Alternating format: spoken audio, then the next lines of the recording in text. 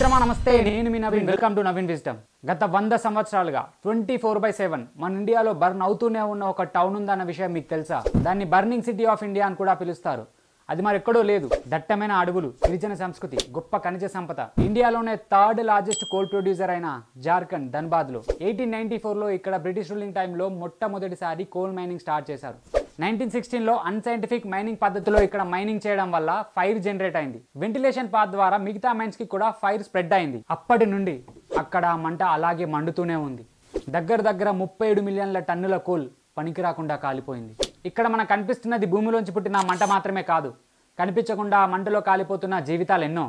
ఈ మంటల ఇంపాక్ట్ ఎలా ఉందంటే 1899లో 2.026 స్క్వేర్ కిలోమీటర్ నుంచి 2019 వచ్చేసరికి 9.957 స్క్వేర్ కిలోమీటర్స్ వరకు పెరిగిందని 2021లో చేసిన స్టడీలో తెలిసింది. దీనివల్ల భూమి చీలిపోవడం, ఇండ్లు కూలిపోవడంతో పాటు అక్కడ ఏర్పడే విషవాయువుల వల్ల ప్రజలు నివసించడం కూడా చాలా కష్టంగా మారింది. ఇక్కడ మంటలార్పడానికి జరియా రీహాబిలిటేషన్ అండ్ డెవలప్మెంట్ అథారిటీని గవర్నమెంట్ ఆఫ్ ఇండియా అప్రూవ్ చేసింది.